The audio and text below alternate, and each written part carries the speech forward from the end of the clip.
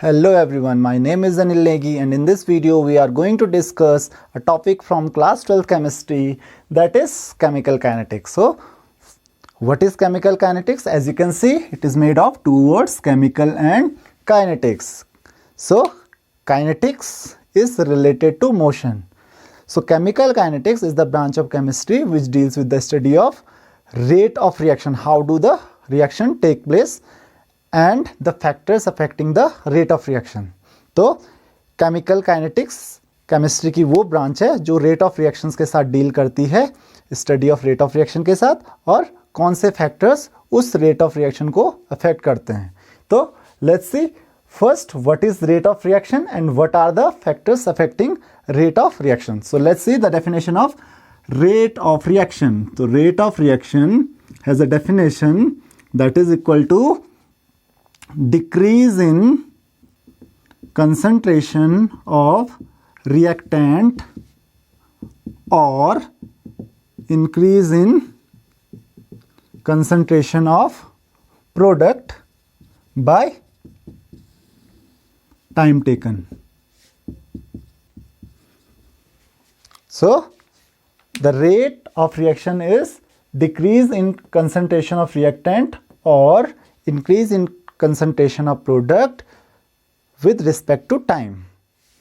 तो you can see rate of reaction का formula that is equal to decrease in concentration of reactant. So let us consider that R1 is the initial concentration and R2 is the final concentration of reactant and time T1 is initial time and T2 is final time. So तो मान लेते हैं कि जो R1 है, R1 क्या है? Initial concentration. R1 क्या है? R1 you can say R1 is the concentration of reactant at time T1 and R2 is concentration of reactant at time T2. Similarly P1 क्या हो गया? Concentration of product at time T1 and P2 is equal to concentration of product at time T2. So जो क्योंकि initial concentration time T1 पे reactant का क्या है? R1 और T2 पे R2, तो डिक्रीज कितना होगा? R1 माइनस R2, क्योंकि आपको पता है कभी भी कोई केमिकल रिएक्शन होती है तो उसमें जो रिएक्टेंट है वो डिक्रीज होता रहेगा, प्रोडक्ट इंक्रीज होता रहेगा, क्योंकि प्रोडक्ट फॉर्म होता है और रिएक्टेंट कंज्यूम होता है. तो जो डिक्रीज होगा वो कितना होगा? R1 minus R2. So that is equal to you can say delta R upon delta T, और similarly that is equal to P2 क्या है? फाइनल कंसंट्रेशन होगा प्रोडक्ट का, और P1 initial concentration time T1 पे. तो that is equal to P2 minus P1 upon T1 minus, और you can say T2 minus T1. तो that is equal to delta P by delta T. Now यहाँ पे क्योंकि आप देखते हो कि जो चेंज डेल्टा आर क्या है? Delta R that is change in concentration of reactant. तो यहाँ पे हमको माइनस साइन लगाना है. क्यों लगाना है? क्योंकि जो कंसंट्रेशन होता है, change in concentration that is final minus initial, final concentration minus initial concentration. यहाँ पे R1 माइनस R2 है, that will be equal to minus delta R, क्योंकि ये डिक्रीज हो रहा है. तो ये माइनस सिंबल क्या शो करता है? Decrement. Similarly P2 minus P1 that is delta P. तो डेल्टा P की वैल्यू क्या हो जाएगी? Delta P equal to P2 minus P1.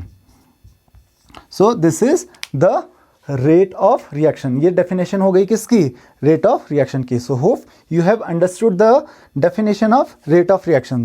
Definition of rate of reaction that is decrease in concentration of reactant upon time taken or increase in concentration of product upon time taken. So this is the rate of reaction. Now let's see a chemical reaction.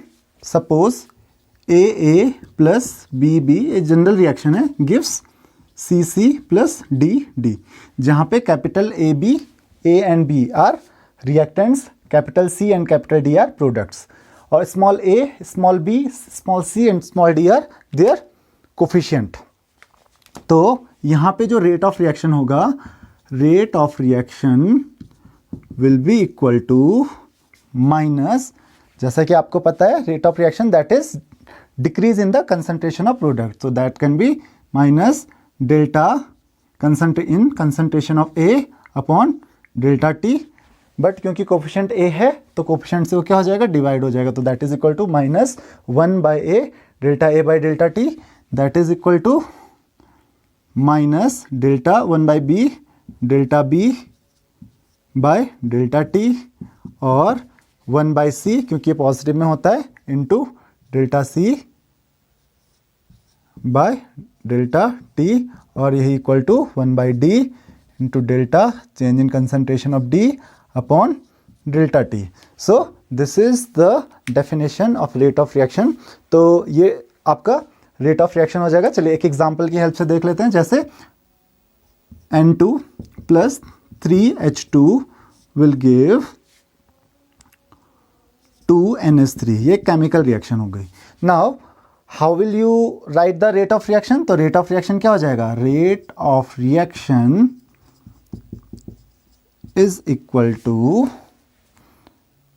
Delta change in concentration of nitrogen by delta T, और you can say that is equal to minus आएगा यहाँ पे, minus 1 by 3, coefficient is 3, into change in concentration of hydrogen by delta T, और यही equal to half into delta change in concentration of NH3 bye delta T. So hope you have understood कि कैसे आप लोगों को rate of reaction show करना है। इस पे बेस्ड आपके एक क्वेश्चन आ सकता है कि आपको जनरली पूछा जाता है कि that rate of disappearance of nitrogen, कि जो नाइट्रोजन का रेट ऑफ कंजम्पशन है वो दिया है, that is minus delta N2 by delta T आपको दिया है, calculate the rate of reaction. तो यहाँ पे रेट ऑफ रिएक्शन तो कितना है, minus delta N2 by delta T. और यू कैन से आपको कभी कभी rate of decomposition of hydrogen, और you can say rate of consumption of hydrogen और rate of disappearance of hydrogen, सब एक ही है।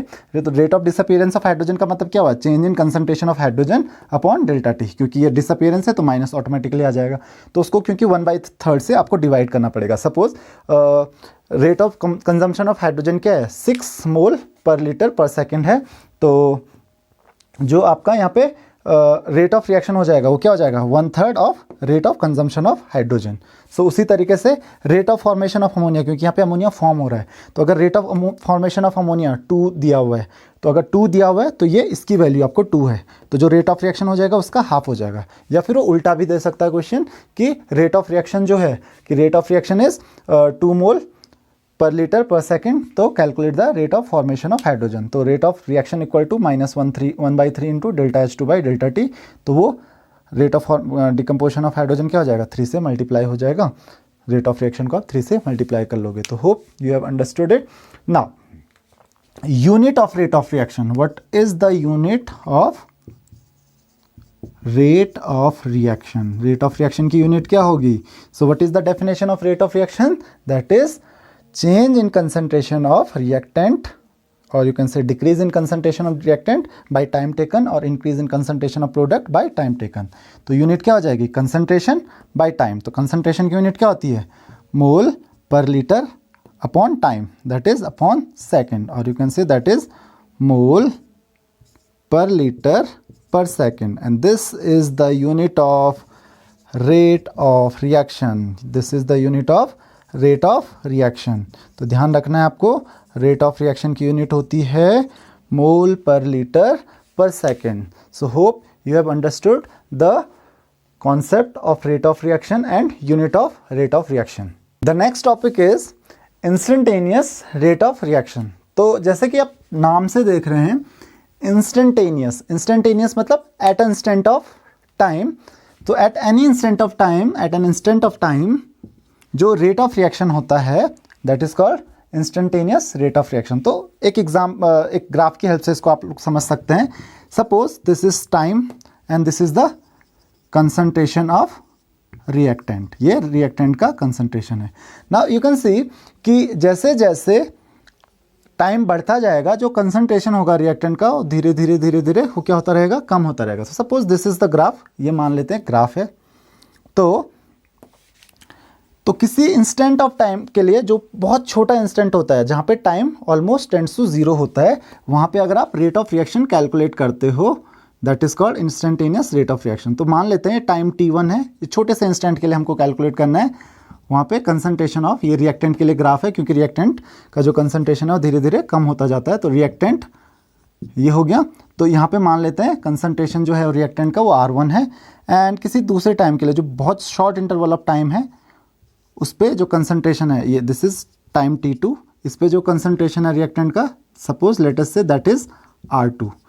तो जो रेट ऑफ रिएक्शन जो होगा यहाँ पे, rate of reaction, now because the time t2 minus t1, जो ये t2 और t1 के बीच का जो गैप है ये बहुत कम है, तो यू कैन से, या हम लोग इसको बोल सकते हैं इंस्टेंटेनियस, में direct instantaneous rate of reaction की बात कर रहा हूँ, कि जो इंस्टेंटेनियस रेट ऑफ रिएक्शन है, जो छोटा सा इंस्टेंट ऑफ टाइम है उसके लिए, तो you can say that is equal to R2 minus R1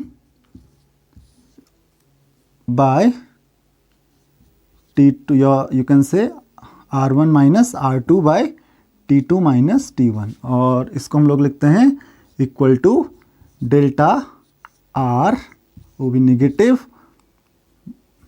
bye delta T। Now क्योंकि यहाँ पे जो डेल्टा T की वैल्यू है that is T2 minus T1, वो बहुत शॉर्ट है, तो इसको हम लोग क्या लिखते हैं, लिमिट